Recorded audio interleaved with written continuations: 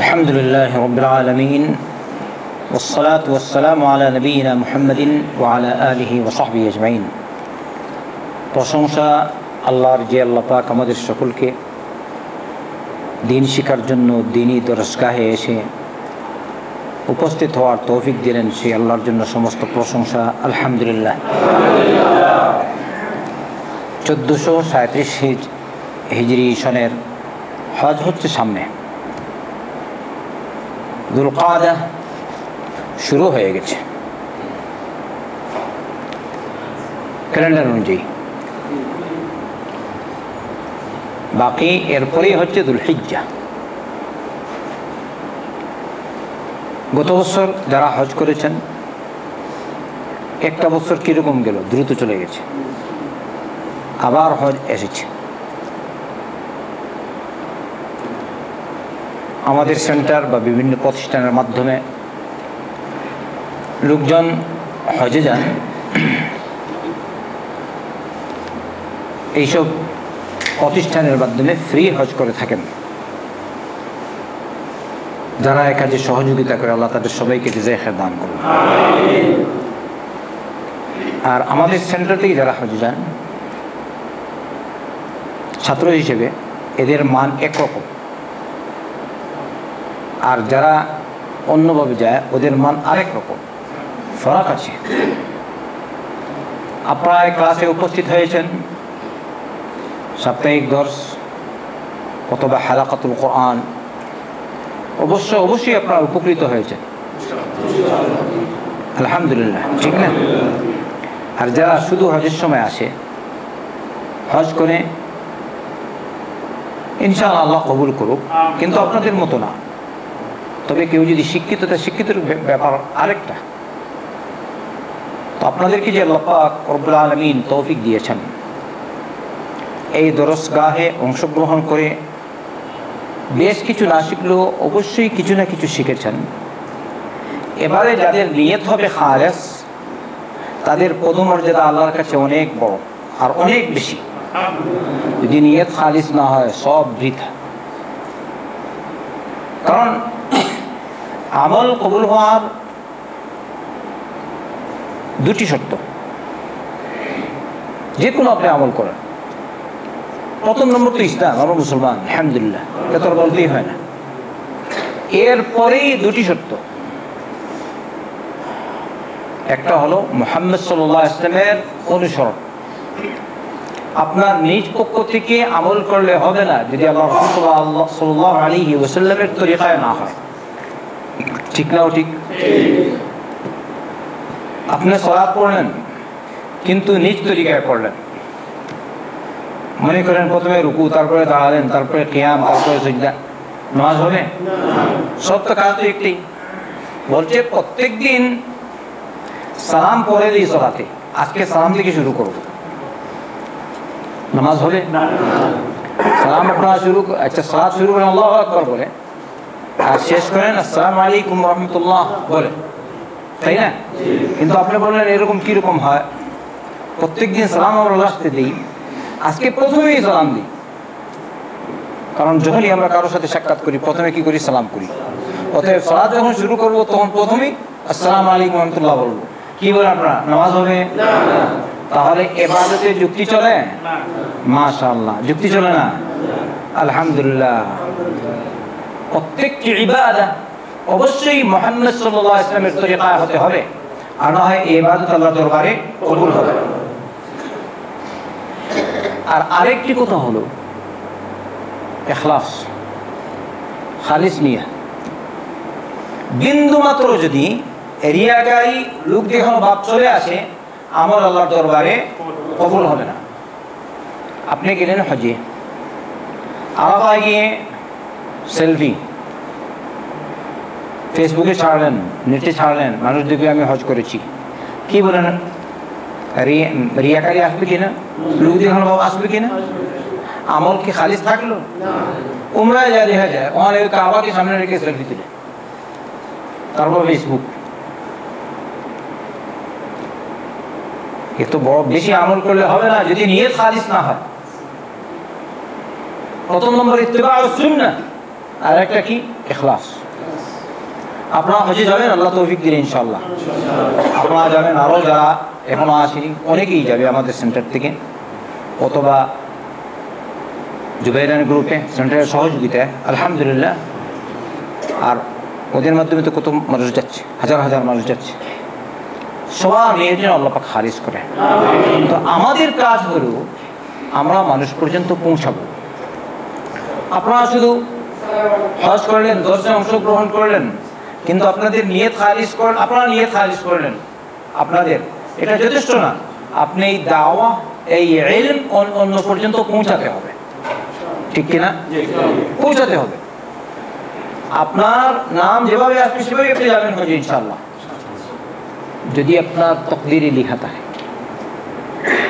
কেউ হজ করতে পারবে না যদি ওখানে লেখা না থাকে, ঠিক না? ঠিক। আল্লাহ সুবহানাহু ওয়া তাআলা আসমান জমিন সৃষ্টির 50,000 বছর পূর্বে তকদির লিখেছেন। সেই তকদির অনুযায়ী আপনি আমল করবেন ইনশাআল্লাহ। এখানে আবার বিস্তারিত বিবরণ ওইটা আরেক কথা। যাদের ভাগ্যে লেখা আছে তারা হজ করবে। কত মানুষ আছে, কত কোটিপতি, এরকম লোক এখনো পাওয়া যায়। পূর্বেকার কথা বাদ দিন, এখনো মজুদ।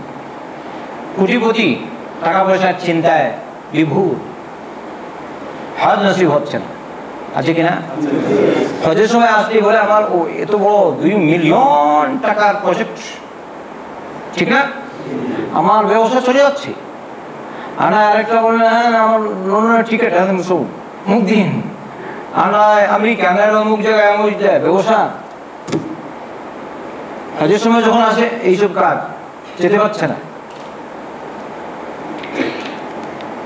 আল্লাহু আকবার।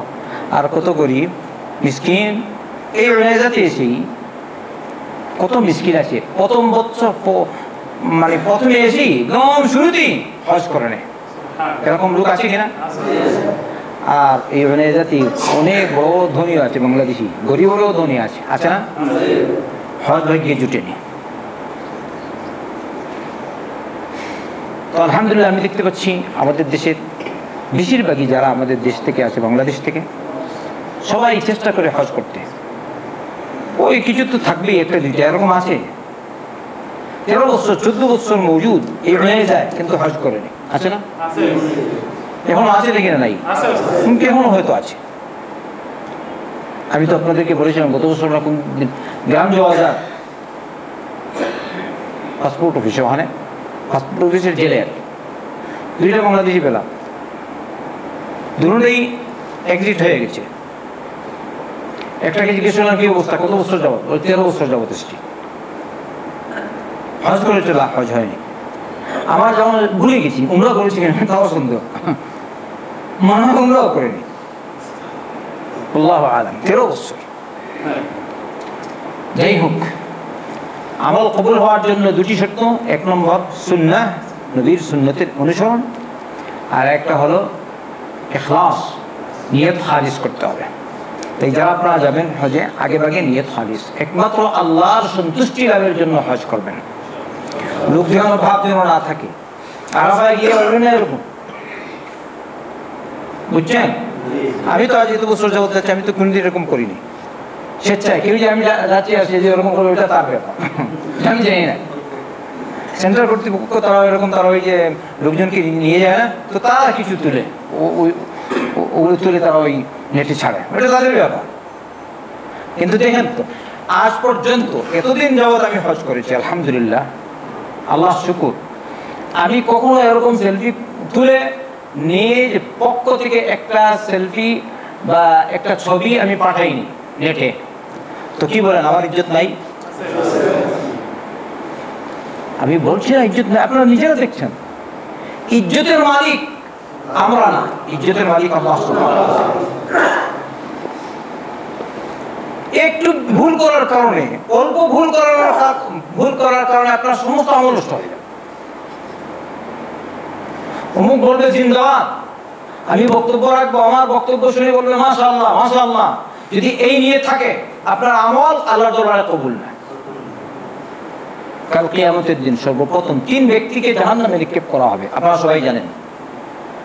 একজন আলিম, আরেকজন দানশীল, আর আরেকজনকে শহীদ। আল্লাহ পাক সকলকেই জিজ্ঞেস করবেন, তিনজনকেই। যে আলিম কারি জিজ্ঞেস করবে, আমি তোমাকে ইলম দিয়েছিলাম, তুমি কি করলে? ও বলবে, ও আল্লাহ, তুমি যেভাবে ইলম দিয়েছিলে ওইভাবে আমল করেছি আর প্রচার করেছি। আল্লাহ বলবেন, এইসব করেছো তুমি দুনিয়া কামাই করার জন্য, পার্থিব ভোগবিলাস লাভের জন্য, আমার জন্য কিছু করোনি, ও দুনিয়ায় পেয়ে গেছো। তারপরে নির্দেশ দেওয়া হবে আর তাকে অধমুখ করে জাহান্নামে নিক্ষেপ করা হবে। অধমুখ বললে কি? উপর করে জাহান্নামে নিক্ষেপ করা হবে। আর আরেকজন কি? সহি দানশীল, ওই রকম কোটি কোটি টাকার মালিক, দানশীলতা অনেক, কিন্তু কেন করেছে?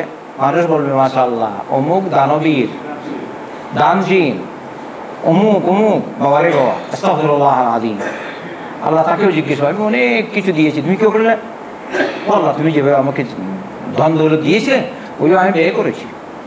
আল্লাহ বললেন, এইসব করেছে দুনিয়া কামাই করার জন্য, আমার জন্য কিছু করোনি। তারপরে তাকে অধমুখ করে জাহান্নামে নিক্ষেপ করা হবে। আল্লাহ আমাদের সবাইকে হেদায়েত দান করুন আর সবার নিয়ত খালিস করুন। আরেকজন কি? শহীদ, মানে জিহাদের মাঠে আল্লাহর দ্বীনের ঝান্ডা বুলন্দ করার জন্য লড়াই করেছে আর জান বিসর্জন দিয়ে দিয়েছে। বাহ্যিক শহীদ, বুঝতে পারছেন? বাহ্যিক আপনি দেখলেন শহীদ, কিন্তু তার নিয়ত খালিস না থাকার কারণে এই শাহাদাত আল্লাহর দরবারে কবুল হয়নি। আল্লাহ বলবেন, আমি তোমাকে এরকম স্বাস্থ্য দিয়েছিলাম, এরকম শক্তি দিয়েছিলাম, তুমি কি করলে?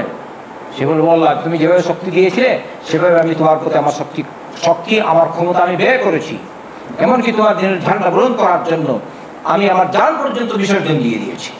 আল্লাহ বলবেন, এইসব তুমি যা করেছো আমার জন্য করোনি, দুনিয়া কামাই করার জন্য করেছো, দুনিয়া তুমি পেয়ে গেছো, আজকে আখিরাত তোমার কোনো অংশ নাই। তারপরে তাকে অধমুখ করে উপর করে জাহান্নামে নিক্ষেপ করা হবে। তাহলে অবশ্যই সকলকে নিয়ে খারিজ করতে হবে। আজকে যারা এখানে উপস্থিত, আমার কথা বুঝতে পেরেছেন? খবরদার কোনো কাজ করবেন না হজে গেলেও অথবা এখন হজের পরেও বড়াই প্রকাশ পায়, অথবা নিজের লোক দেখানো, নিজের মধ্যে লোক দেখানো ভাব আসে। আল্লাহর কাছে দোয়া করি, আল্লাহ যেন আমাকে মাফ করেন, আপনাদেরকেও মাফ করেন। কারণ অনেক সময় বুঝাতে গিয়ে আমার মধ্যে ত্রুটি এসে যেতে পারে, বুঝতে পারছেন? তো সব সময় রবের কাছে বলা, আল্লাহুম্মা মুকাল্লিবাল কুলুব সাব্বিত কলবি আলা দীনিক, আল্লাহুম্মা মুসাররিফাল কুলুব সাররিফ কলবি আলা তাআতিক। হে অন্তর পরিবর্তনকারী, তুমি আমার অন্তরকে তোমার দ্বীনের উপর স্থাপিত রাখো। হে অন্তর পরিচালনাকারী, তুমি আমার অন্তরকে তোমার দ্বীনের উপর পরিচালিত করো। এটা হলো আল্লাহ রাসূল সাল্লাল্লাহু আলাইহি ওয়াসাল্লামের দোয়া। আল্লাহ রাসূল সাল্লাল্লাহু আলাইহি ওয়াসাল্লাম এই দোয়া করতেন, আল্লাহুম্মা মুকাল্লিবাল কুলুব সাব্বিত কলবি আলা দীনিক, আল্লাহুম্মা মুসাররিফাল কুলুব সাররিফ কলবি আলা তাআতিক। আমার সামনে কিতাবুল হজ আত-তারগীব ওয়াত-তারহীব, এতে কয়েকটি হাদিস এখন পাঠ করব ফজিলত সংক্রান্ত, যেহেতু আপনারা ইনশাআল্লাহ হজে যাবেন। আর যারা যাবেন আমরা ছাড়াও অনেকে হয়তো আমাদের আলোচনা শুনতেও পারে। সকলকেই সম্বোধন করে এই দর্শ আত-তারগীব ওয়াত-তারহীব থেকে পেশ করছি কয়েকটি হাদিস। প্রথম নম্বর, عن أبي هريرة رضي الله عنه قال سئل رسول الله صلى الله عليه وسلم أي العمل أفضل। আল্লাহ রাসূল সাল্লাল্লাহু আলাইহি ওয়াসাল্লামকে প্রশ্ন করা হলো সর্বোত্তম আমল কোনটি? নবী করিম সাল্লাল্লাহু আলাইহি ওয়াসাল্লাম বললেন, ঈমানুন বিল্লাহ ওয়া রাসূলিহি, আল্লাহর উপর ঈমান আনা আর তার রাসূলের উপর ঈমান আনা, এর মধ্যে কোনো সন্দেহ নেই। সর্বোত্তম আমল এটা। যদি আপনি ঈমান না আনেন আল্লাহর উপর, ঈমান না আনেন আল্লাহ রাসূল সাল্লাল্লাহু আলাইহি ওয়াসাল্লামের উপর, আপনি যদি ইবাদত করেন, হজ করেন, সিয়াম সালাত সবই করলেন, ইবাদত কবুল হবে? মাশাআল্লাহ, সবাই বুঝেন তো? তো কখনো কখনো আমাকে প্রশ্ন করা হয়, অমুক জায়গায় ও হোয়াটসঅ্যাপও করেছে মানুষ, আর এমনিও এখানেও করা হয়। যেমন কয়েকজন সাথী একসাথে থাকে মুসলমান, আর তাদের সাথে হিন্দু আছে আরেকটা। তো হিন্দু কি করে, রমজান মাস আসলে হিন্দু তাদের সাথে রোজা রাখে, এরকম করে কিনা শুনেছেন আপনারা? সারাদিন খায় না কিছু, উপবাস, একদম ফজর থেকে নিয়ে সন্ধ্যা পর্যন্ত সে এমনি উপবাস, ভুকা। তোমরা দেখেছো না? দেখো কেউ আছে? আচ্ছা, এই একজন, দুইজন সাক্ষী। আচ্ছা, যে এই অনুযায়ী আছে, অনুযায়ী বাইরে যাওয়ার প্রয়োজন নেই, হোয়াটসঅ্যাপের প্রয়োজন নেই। বলেন তো, এই হিন্দু যে সারাদিন রোজা রাখলো, তার এই রোজা কবুল হবে? আপনারা কি করছেন? এটা বন্ধ করুন। হ্যাঁ, আফজল, চা বন্ধ।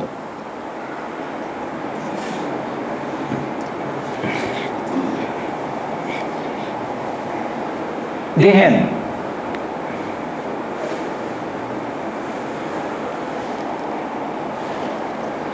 ইমান নাই হিন্দু, মুসলমানদের সাথে সিয়াম সারা 30টা রোজা রেখেছে। আল্লাহ আল্লাহ রসুলের উপর ইমান নেই, সিয়াম কবুল? ওর ইমানই নেই। আচ্ছা, আপনি বাহ্যত মুসলিম, সালাত সিয়াম সবই করেন, কিন্তু মনে মনে মনে আল্লাহর যাদের উপর বিশ্বাস নাই, নাস্তিকবাদ আপনার মনে আছে। যদি বাইচান্স কেউ এরকম থাকে, তার ইবাদত কবুল হবে? হ্যাঁ, আলহামদুলিল্লাহ। এই জিনিসটা ভালো করে বুঝবেন। ঈমান বিল্লাহ ওয়া রাসূলি, আল্লাহর জাতির উপর ঈমান, আর কার উপর? আল্লাহর রাসূল সাল্লাল্লাহু আলাইহি ওয়াসাল্লামের উপর ঈমান। তাই আমরা মুমিন হতে পারবো না যদি এই দুইটি সাক্ষ্য না থাকে। আশহাদু আল্লা ইলাহা ইল্লাল্লাহ ওয়াহদাহু লা শারীকা লাহু ওয়া আশহাদু আন্না মুহাম্মাদান আবদুহু ওয়া রাসূলুহু। আমি সাক্ষ্য দিচ্ছি আল্লাহ ছাড়া সত্য কোনো ইলাহ নেই, তিনি একা, তার কোনো শরীক নেই। আরো সাক্ষ্য দিচ্ছি মুহাম্মদ সাল্লাল্লাহু আলাইহি ওয়াসাল্লাম আল্লাহর বান্দা ও রাসূল। ঠিক না? আমরা মুসলিম, আলহামদুলিল্লাহ, আল্লাহ কবুল ফরমায়। তারপরে প্রশ্ন করা হলো, সুম্মা মাযা, এরপরে কোনটি, কোন আমল উত্তম? আল্লাহ রাসূল সাল্লাল্লাহু আলাইহি ওয়াসাল্লাম বললেন, আল জিহাদ ফি সাবিলিল্লাহ, আল্লাহর পথে জিহাদ। তারপর প্রশ্ন করা হলো, তারপরে কোনটি? আল্লাহ রাসূল সাল্লাল্লাহু আলাইহি ওয়াসাল্লাম বললেন, হাজ্জুম মাবরুর, মকবুল হজ। এমনভাবে হজ করেছে যাতে ত্রুটি বলতে কিছুই নেই, আল্লাহর নাফরমানি থেকে বেঁচে নবী করিম সাল্লাল্লাহু আলাইহি ওয়াসাল্লামের তরিকায় হজ করেছে। এটা হলো কি? হজ্জে মাবরুর। আলহামদুলিল্লাহ, রাওয়াহুল বুখারী। এরপরে যে হাদিস, তা হলো আল্লাহ রাসূল সাল্লাল্লাহু আলাইহি ওয়াসাল্লাম বলেছেন, এই হাদিসটি আবু হুরায়রা রাদিয়াল্লাহু আনহু থেকে বর্ণিত, মান হাজ্জ ফালাম ইয়ারফুস ওয়া লাম ইয়াফসুক রাজা'a মিন যুনুবিহি কায়াওমা ওয়ালাদাতহু উম্মুহু। যে ব্যক্তি হজ করলো, অশ্লীল কাজকর্ম করলো না, আল্লাহ নাফরমানি করলো না, আল্লাহ নাফরমানি করলো না, তাহলে সে ওই দিনের মতো নিষ্পাপ হয়ে গেল যেদিন তার মা তাকে নিষ্পাপ হিসেবে জন্ম দিয়েছিলেন। আচ্ছা বলেন তো, আমরা যখন জন্ম নিয়েছিলাম আমাদের কোনো পাপ ছিল? আমরা সবাই, আমি আপনি সবাই, কোনো পাপ নেই, একদম নিষ্পাপ, সুবহানাল্লাহ বিহামদিহি। আচ্ছা, নাবালিগ অবস্থায় যদি কোনো মুসলমানের বাচ্চা মারা যায়, সে নির্দ্বিধায় জান্নাতি, সুবহানাল্লাহ। কথা বুঝতে পারছেন? কাফিরের বাচ্চা যদি মারা যায় তাহলে এর মধ্যে কোথা ইখতিলাফ। মুসলমান বাচ্চা, নাবালিগ বাচ্চা যদি মারা যায়, আবার যদি নবজাতক মারা যায়, কোনো কথাই নেই, সে নিষ্পাপ, মারা গেছে, সে জান্নাতে যাবে, সুবহানাল্লাহ। আচ্ছা, আল্লাহ রাসূল সাল্লাল্লাহু আলাইহি ওয়াসাল্লাম বলেছেন, যদি আপনি হজ করেন, হজে আল্লাহর নাফরমানি বলতে কিছু করেন না, হজের যেসব বিধিবিধান রয়েছে ওগুলো নিয়মতান্ত্রিক আদায় করেন, তাহলে আপনি ওই নিষ্পাপ বাচ্চা, যে নিষ্পাপ বাচ্চা এইমাত্র জন্ম নিয়েছে, নবজাতক শিশু এইমাত্র নিষ্পাপ অবস্থায় জন্ম নিয়েছে, ওইভাবে আপনি নিষ্পাপ হয়ে গেলেন যদি আপনার হজটা এরকম হয়, সুবহানাল্লাহ। তাহলে আমরা আশা রাখবো আমরা সবাই হজের বিধান শিখবো, বুঝছেন? শুধু আমি একবার বললাম সবাই বলে দিলে হবে, কিন্তু যখন যাচাই করা যায় তখন দেখা যায় হয় না, ঠিক না? তাই যে যেখানে থাকেন এখন থেকে নিয়মতান্ত্রিক নিয়মিত হজের বই রাখবেন সাথে, প্রত্যেক দিন পড়বেন, আবার দর্শে উপস্থিত হবেন, আর হজ শিখবেন। যে কোনো জায়গায় আপনি হালকায় অংশগ্রহণ, হালকায় পড়বেন। এখানে আসছেন আলহামদুলিল্লাহ, আমাদের তো কত হালকা রয়েছে, 58টা হালকা, সব জায়গায় উপস্থিত। বাংলাদেশ মানে আলহামদুলিল্লাহ রাব্বিল আলামিন, সব জায়গায় উপস্থিত হয়ে আপনারা শিখুন, হজের বিধান শিখবেন, আর নিয়মতান্ত্রিক মুহাম্মদ সাল্লাল্লাহু আলাইহি ওয়াসাল্লামের তরিকায় হজ পালন করুন। আল্লাহ রাসূল সাল্লাল্লাহু আলাইহি ওয়াসাল্লামের ফরমান অনুযায়ী যদি আপনি এরকম হজ করতে পারেন, তাহলে আপনি একদম নিষ্পাপ হয়ে যাবেন। সুবহানাল্লাহ। এবার বাকি কথা হলো, হজ করলাম, নিষ্পাপ হয়ে গেলাম, আবার যখন আসপুর নিয়ে যায় তখন কি আগের মতো হবো, না আমলের পরিবর্তন করা উচিত? আচ্ছা, কিরকম পরিবর্তন করবে? ভালো হবে না খারাপ হবে? সে যদি বলে না আগে ছিল, আগে 3 রাকাত মানে 4-5 ওয়াক্তের পরিবর্তে 3 ওয়াক্ত করতাম, এখন পড়ি 2 রাকাত, এটা হলো নাকি? না, আগে পড়তাম 3 ওয়াক্ত, এখন 5 ওয়াক্ত, আগে 4 ওয়াক্ত, এখন তো 5 ওয়াক্ত। আচ্ছা, আগে জমাতে গড়বড় হতো, 5 ওয়াক্ত পড়তাম কিন্তু জমাতে গড়বড়, এখন জমাত গড়বড় নেই। আচ্ছা, আগে সুন্নত পড়তাম না, এখন সুন্নতও পড়বো। আগে হারাম হালালে কম বুঝতাম, যাই পাই তাই খেয়েছি, এখন আর এরকম করবো না, হারাম থেকে দূরে থাকবো, ঠিক না ইনশাআল্লাহ? আচ্ছা, আপনারা কি বলেন? হারাম থেকে যদি, হারাম কামাই থেকে যদি আমরা দূরে না থাকি, তাহলে আমাদের অবস্থা কি হবে? হারাম কামাই করি, সাদাকা করি, যাকাত দেই, যাই করি, একটা আল্লাহর দরবারে কবুল না। আস্তাগফিরুল্লাহ। হারাম কামাই করলে, হারাম কামাইকারী যদি বিপদে পড়ে দোয়া করে, দোয়া কবুল হয় না। এজন্য আমাদের সকলকেই হালাল কামাই করতে হবে। হজের আগে ভালো করে তওবা, ঠিক না? আর হজের পরে এর উপর প্রতিষ্ঠিত থাকবো। শুধু আমাকে দেখাবার জন্য বললে হবে না, বুঝতে পারছেন? এমনি বলেন ইনশাআল্লাহ, একদম মন থেকে বলতে হবে ইনশাআল্লাহ, আল্লাহর জাতির উপর ভরসা রেখে। ওয়ামান ইয়াতাওয়াক্কাল আলাল্লাহ ফাহুয়া হাসবুহ। আল্লাহ সুবহানাহু ওয়া তাআলা বলেন, যে ব্যক্তি আল্লাহর জাতির উপর তাওয়াক্কুল রাখবে, আল্লাহই তার জন্য যথেষ্ট। ওয়ামান ইয়াত্তাকিল্লাহা ইয়াজআল লাহু মাখরাজান ওয়া ইয়ারযুকহু মিন হাইথু লা ইয়াহতাসিব। যে আল্লাহকে ভয় করে, আল্লাহর বিধিবিধান পালন করে, আল্লাহ তার জন্য বের হওয়ার পথ বের করে দিবেন, আর তাকে কল্পনাতীত রিজিক দান করবেন। এটা আল্লাহর ওয়াদা। আপনি ওই রকম না, হজ তো করলাম ঠিকই আছে, আগে তো এরকম কাজ করলে 500 রিয়াল পেতাম, এখন যদি না করি 500 রিয়াল মিস। কথা বুঝতে পারছেন? আপনার ইমানটা দুর্বল হলো না সবল হলো? তাহলে ইমান সবল করতে হবে। আল্লাহর কসম খেয়ে বলছি, আমার আল্লাহর ফরমান সত্য, ঠিক কিনা? আমার নবী মুহাম্মদ সাল্লাল্লাহু আলাইহি ওয়াসাল্লামের ফরমান সত্য। আমার আল্লাহ নিজে বলেছেন, ওয়ামান ইয়াত্তাকিল্লাহা ইয়াজআল লাহু মাখরাজান ওয়া ইয়ারযুকহু মিন হাইথু লা ইয়াহতাসিব। যে আল্লাহকে ভয় করে চলে, আল্লাহর বিধিবিধান মেনে চলে, ওয়ামান ইয়াত্তাকিল্লাহ ইয়াজআল লাহু মাখরাজান, আল্লাহ পাক তার জন্য মাখরাজ বের করে দিবে। মাখরাজ মানে কি জানেন? আপনারা জানেন ওই যে মেইন রোড থেকে বের হলে মাখরাজ না, রাস্তা বের করে দিবে। মানে কি? আপনি দেখছেন হালাল পথ, আপনার রিজিকের হালাল পথ বন্ধ, আল্লাহ বলছেন যদি তুমি আমাকে ভয় করে চলো, আমি তোমার জন্য আমার রিজিক, হালাল রিজিকের পথ আমি তোমার জন্য বের করে দেব। সুবহানাল্লাহ। এই হলো ইয়াজআলু মাখরাজা। আর কি করব? ওয়ারযুকহু মিন হাইথু লা ইয়াহতাসিব। আর তোমাকে আমি কল্পনাতীত রিজিক দেব। যদি আমাদের নিয়ত যদি খালিস হয়, আল্লাহ পাক দিবেই, কারণ এটা স্বয়ং রব্বুল আলামিন নিজেও ওয়াদা করেছেন। ভাইরা আমার, হজের অনেক ফজিলত ইনশাআল্লাহ, যেহেতু সময় কম, আজকে এতটুকুই আমি আলোচনা করলাম। প্রাসঙ্গিক আরও কিছু আলোচনা আসবে পরে ইনশাআল্লাহ, ধারাবাহিক এই আলোচনা চলতে থাকবে। আল্লাহ আমাদের এই আমলকে কবুল ও মঞ্জুর করুন। আল্লাহ আমাদের গুনাহ খাতা মাফ করুন। দুনিয়ার সমস্ত মুসলমানদেরকে আল্লাহ পাক মাফ করুন। আমাদের সকলকে ইলম অর্জন করে ইলম অনুযায়ী আমল করার তৌফিক দান করুন। যারা হজে যাবে তাদের নিয়ত যেন আল্লাহ পাক খালিস করেন। সবাইকে যেন ইলম অর্জন করে মুহাম্মদ সাল্লাল্লাহু আলাইহি ওয়াসাল্লামের তরিকায় যেন হজ সম্পাদন করার তৌফিক দান করুন। ওয়া সাল্লাল্লাহু ওয়া সাল্লাম আলা নবিয়িনা মুহাম্মদ ওয়া আলা আলিহি ওয়া সাহবিহি আজমাইন।